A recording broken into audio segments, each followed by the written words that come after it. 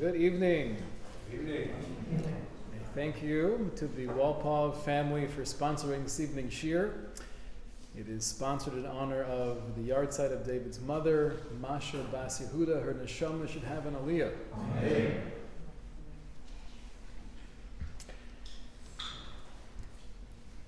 Likely this will be the first of maybe two, maybe three, we'll have to see, discussions on the topic of Hashkafa. Hashkafa, not to be confused with Hashkafa. Right? Sometimes they're used interchangeably.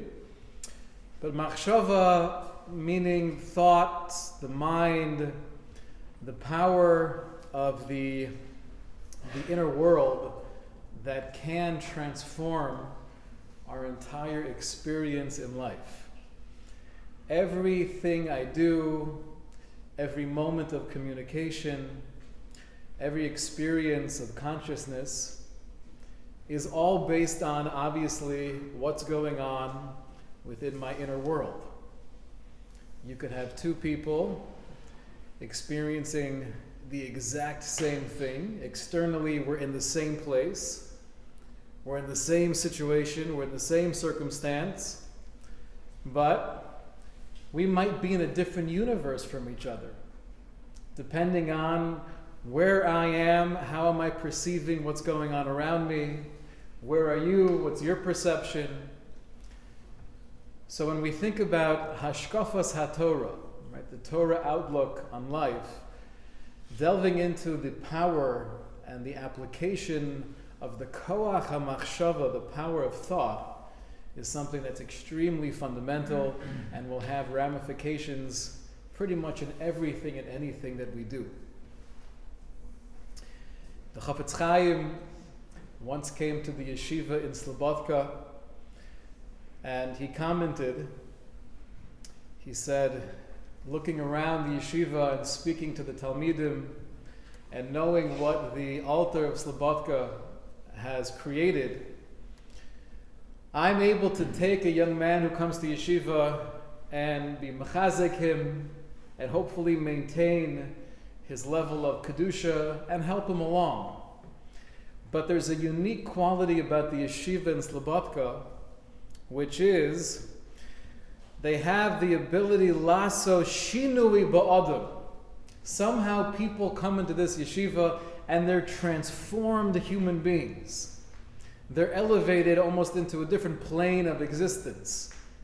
Said the Chafetz Chaim, I don't have that ability. There's something special in the four walls of this yeshiva.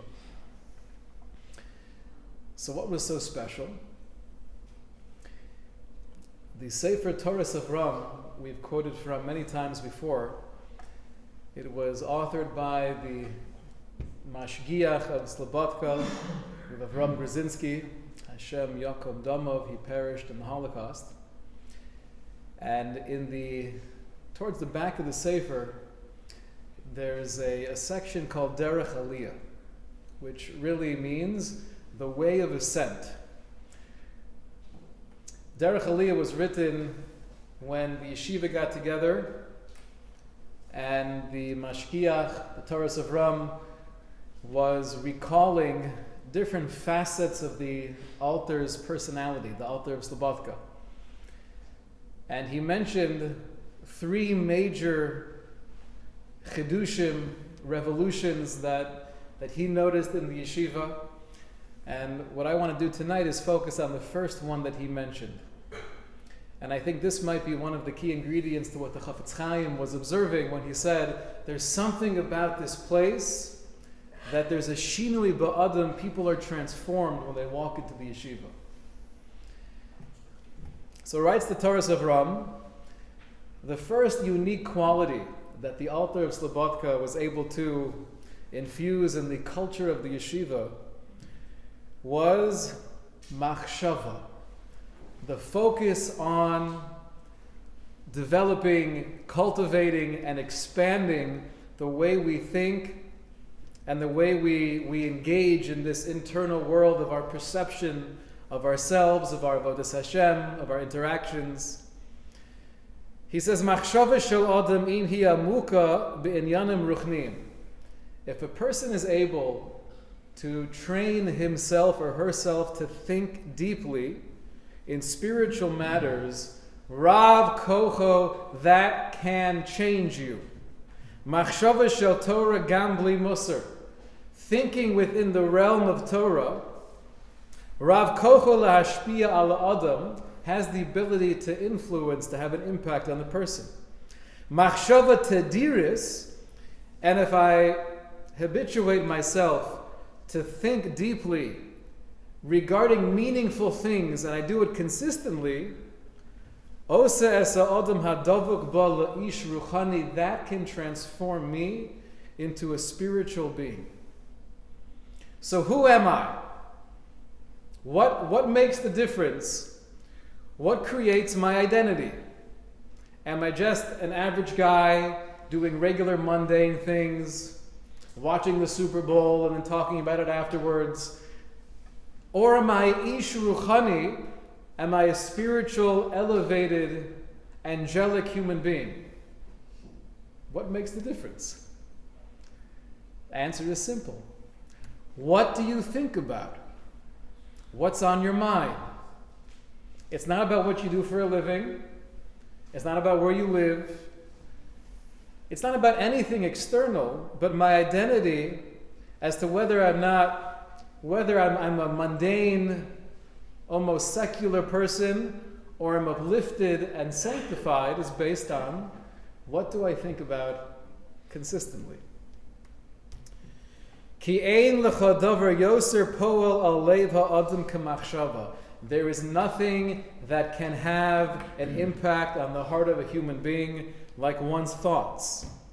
V'im adam shokeh b'machshavto b'toras ha'musar oz ein gavul aliyasa.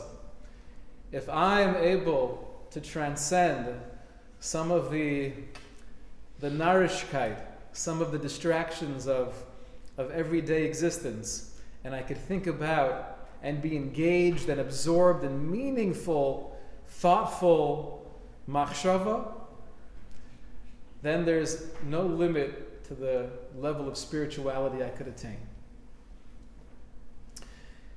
We find a similar idea in the Eish Kodesh.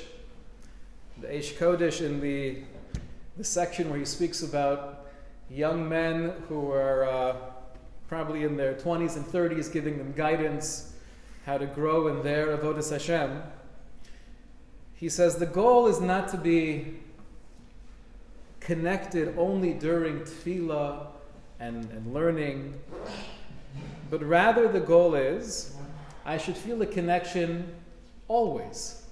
That's a very lofty thing to strive for, but we're looking for consistency in a feeling of being really connected with the Kadosh Baruch Hu. Ki mi shebechol hayom hedyot. These are very harsh words. If every part of my day I'm a hedyot, which means I'm just a simple guy not thinking about anything meaningful, and I'm buried within the schmutz and the superficiality of this world, then gam b'toraso, then even when I have a moment to learn, or I turn my focus to davening, I'm still going to be a hedyot. I'm still going to be very simple and mundane. Because when it comes to the mind, it's impossible to turn it on and off. If I'm not cultivating depth and a rich connection with Hashem in every area of life, then it's impossible to just flip the switch when it comes to davening, when it comes to learning, when it comes to chesed. Now I'm totally into ruchnius. That's not who I am. I can't just transform myself unless I cultivate that way of thinking. There's a somewhat common question that comes up. You have a young man who he wants to be in yeshiva full-time. However, his parents are pressuring him. You really got to start college. You got to get a degree. You have to make a parnasa. So they compromise on going to college a few nights a week, but his main focus is in yeshiva. And the question arises, the young man will ask, if I spend about an hour doing homework and studying for tests, I'll be able to pass. I'll get a C, maybe a B minus, but I could pass. If I spend a few hours studying and actually taking it more seriously, then I could get A's. But is that considered somewhat of a bittul zman? Maybe I'm wasting time from what's more important to me. Obviously, I agree I have to have a parnasa, I have to support my family, but maybe it's more kedai to do it half-baked, just to get by, and then devote more time to learning. What would you answer to that question, doctor? So it's interesting. We have a Masorah from Rav Yaakov Kamenetsky, from Rav Pam and others, that the general answer to this question was, don't do anything half-baked. It doesn't mean you have to spend every waking moment trying to ace the test. But what it does mean is, if you're studying something, then learn it and do it well and acquire that knowledge. Because what happens is, if I go through life allowing myself to do things half-baked, without real devekus hamachshava, connection of the mind, so then when it comes to those other areas that might be more important, that might require more intellectual or emotional focus, I'm not ready for that. So the way I think, the way I mentally engage in everything that I do, it has to be my ongoing mahalach hachaim, it has to be my way of life. You can't turn it on and off. We know the famous story of Dumbo. One particular very moving part of the story, Dumbo and Timothy are discovered asleep high in a tree by Dandy Crow and his friends. Initially making fun of Timothy's assertion that Dumbo flew with his ears well drunk, the crows are soon moved by Dumbo's sad story. They decide to help Timothy and they give him a magic feather. The magic feather, they say, will enable Dumbo to fly again. Holding the feather, Dumbo does indeed take off a second time, and he and Timothy return to the circus with plans to surprise the audience, and they do. However, as he's flying, we know famously Dumbo drops the feather. But Timothy assures him it was only a psychological aid. And Dumbo successfully flies about the big top, much to the delight of the public, and throws peanuts to the other elephants as payback. Dumbo gains fame and fortune. Baruch Hashem, he's reunited with his mother, and the story ends happily. They get a nice contract for Hollywood, fame and wealth and prestige. All is good. So the idea, though, of Dumbo thinking he was only able to fly because of the feather, and then being convinced that the feather has nothing to do with your ability to fly. You could do it by yourself. You don't need the feather.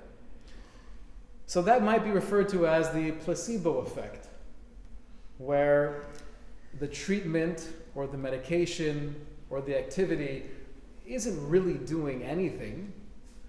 However, because it makes me feel productive, it makes me feel like I'm healthier or I'm doing something I couldn't do otherwise, that perception actually gives me the ability to do something where before I felt restricted, I felt limited, but now that I'm taking this pill, even if it happens to be a sugar pill or saline, or as an injection of water, it's not really medication, but in my mind I'm thinking this will help me, and miraculously, oftentimes it does. Now, what does this have to do with the koach of machshava? Everything. Usually, when you're analyzing something, you're having a discussion, whether or not this is a valid treatment, whether or not this modality is something that's worth your time or money, the response might be, The only reason why some people claim it works is because placebo effect. It doesn't really do anything. But that's why you'll have 20, 30% of people claiming and swearing by this particular modality. What that shows us, though, is that the mind is a very powerful tool. If I'm able to convince myself that something I feel I cannot do, I can't push myself past this point, it's uncomfortable, it's anxiety-provoking. But if I'm allowed to feel something else externally can have an impact on me, even if it doesn't really make any difference in my brain chemistry, now I'm a different person. I have a new ability. That means the way I'm thinking, the way I'm feeling, can have a massive impact on my ability to perform and do things that I didn't feel comfortable doing yesterday. Now, this idea goes back way before Dumbo. Lahavdil, the Rambam tells us that on Shabbos one is allowed to walk outside, even in a place where there is no Eruv, with the Kameya, some kind of medicinal necklace that was worn in the times of the Gemara. And what's interesting, though, is the Rambam himself was of the opinion that the Kameya didn't do anything. It wasn't really helpful. It was a superstitious belief that people felt it would work, but in his opinion, he knew that it doesn't do anything. So why are you allowed to wear it outside on Shabbos? The language of the Rambam is, if you're doing so mishum refuah, you're trying to heal, v'hu sheyomeru harofim shehu moel, and the doctors are telling you this will help, you're allowed to wear it outside on Shabbos. But why? If it's not really helping, then I'm violating Shabbos. The Rambam has a similar halacha regarding the discussion of different forms of avodah zarah. The Rambam says, Mi shenoshcho akrev or nachash. If a person is bitten by a scorpion or a snake, mutter lilchosh al makom hanashicha v'afilu b'Shabbos. It is permissible for him to say incantations over the place of the wound, even on Shabbos, where generally speaking devarim b'telim, extra words that are not in the spirit of Shabbos are not appropriate. But in a case like this, you're doing it for refuah, and explains the Rambam, kedei liyashev daito u'lechazik libo. You're allowed to do something which is far from ideal on Shabbos, because it will bring you yishuv hadas. It will settle the mind, and it will strengthen your heart. And here he spells it explicitly. Afal pi she'ein hadavar moel klum. Even though I'm of the opinion that it will not help you at all. It's silly. Incantations don't heal snake bites. Nonetheless, hoel u'masukanhu, because one is in danger, hitirulo kedei shelo titaref daito alav. Chazal said you're allowed to do this in order that you don't lose your way and feel a sense of despair that could actually lead to a deeper level of risk to your life. So even though it doesn't work, and even though it's not ideal to say these incantations on Shabbos, you're allowed to do so because it could still be helpful. Now, if you're reading this halacha, so I'm reading and I'm understanding now that the Rambam's opinion is that this particular modality of incantation, right, lo moel klum, it doesn't do anything. Am I still allowed to do it, even though now I know the Rambam informed me, he revealed to me, medically speaking, this does nothing? Or is this halacha only true for someone who's living in the dark? Someone who believes in that form of superstitious healing. For them, they're allowed to do it because they think it helps. What would you guess?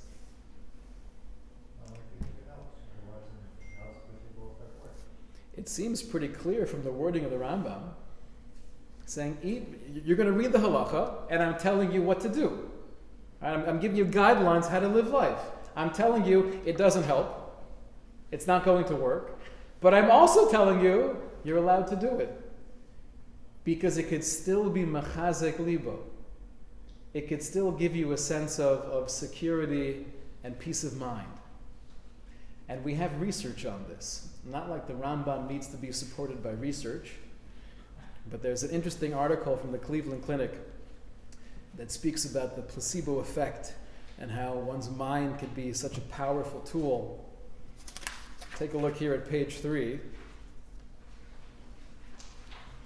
see, usually when they're testing a medication, they do a double-blind study, which basically means they have two groups. Each group assumes they're getting the trial medication, and one group is getting placebo, which is basically a sugar pill. There's nothing there whatsoever. And the other group is getting the experimentation medicine. And then we analyze. How did they do? Was there a difference? Now, neither the patients nor the researchers know which group is getting the placebo, so there's no bias whatsoever. Often those who take the placebo will have just as much of a positive impact than those that are getting something real. The greater chiddush, though, is that even in a particular study where they tell you beforehand, we're giving you the placebo, which means this pill has no real medication inside of it, and the other group, right, you're telling them that you're giving them the real thing when in reality it's only a placebo. So I think we all would have assumed, if I know this is worthless, it's not going to help me. However, they found out quite to the contrary, that although you might know intellectually that taking this has no impact, the fact that you're doing something that feels like it has a medicinal value can still have that effect of, if it's anxiety, if it's pain, if it's nausea, it can mitigate those feelings of discomfort, even though I know intellectually there's nothing here of medicinal value. So the Rambam is telling us, something we've known for hundreds of years, is that the koach hamachshava, when I look at something in a way where it can make me feel more comfortable, it can make me feel more at ease, nothing externally has to happen for me to actually get to that place I want to be. So what we have to do in Mirz Hashem is explore what are some of the basic examples we have within Hashkafa Torah.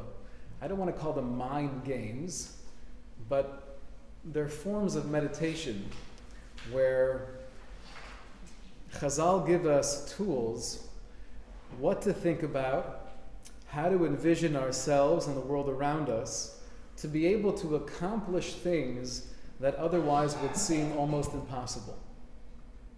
That's the goal of Mirz Hashem.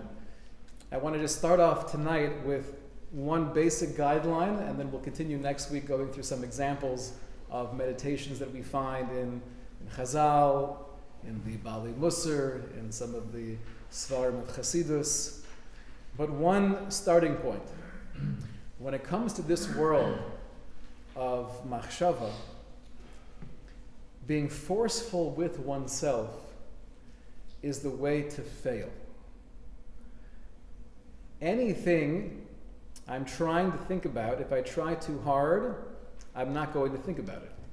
If I'm trying not to think about something, like we mentioned in our OCD discussion, if I try too hard not to think of something, then by definition, I'll think about it. There was a Maisa with the Baal Shem Tov, that there was supposedly someone who was a very, very impressive Maggid. People spoke very highly of him, and the disciples of the Baal Shem Tov wanted to know, is he the real deal? Is he someone we should go to for advice or to get a bracha? And the Baal Shem Tov said, ask him the following question. Ask him if he could train you to have total mastery and control over your mind and your thoughts. Okay? The Hasidim were assuming that if he says, yes, I can make you a master of your mind, obviously he's the real deal. If he says he can't do that, then he doesn't have the credentials. But the Baal Shem Tov said the exact opposite. He said, if this Talmud Chacham tells you that the mind is a wild, deep place, and no matter how much guidance I give you, it's impossible to have total shlita, total control and mastery over your mind, then he's somebody you want to learn from, because he's speaking the truth. My Rosh Hashiva used to say that one should never feel too bad when strains or inappropriate thoughts enter the mind, because the mind is an open garbage pail. That's actually a clinical term, right? The mind is an open garbage pail. Things come in all the time. So the goal is not to have a mastery and a control over all of our thoughts. However, our exploration of Mitzvah Shem will be, what are some of those techniques that we find within our Masorah to be able to utilize and tap into some of these really powerful machshavos? When you're holding a stick or a baseball bat, obviously the tighter your grip is, so the closer and the more connected you are to that item. That's true in the Olam Hagashmi, in the physical world. When it comes to the world of machshava, it's more like a watermelon seed. Right? You're taking a little seed out of a watermelon, and it's very slippery. You have it between your fingers. What happens when you press down too tight? It slips away.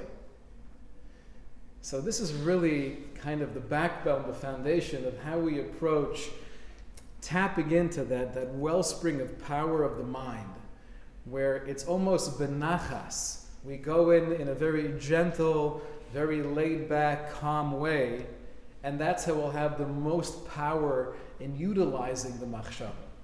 If we're too stiff and we're too aggressive and we're too forceful, then we almost push it away, and then that little watermelon seed slips.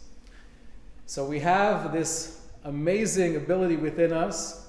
Our internal world can have a massive impact on allowing us and enabling us to do things that we never thought we could do.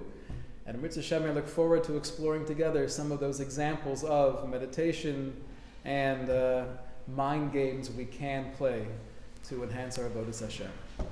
Shkoyach.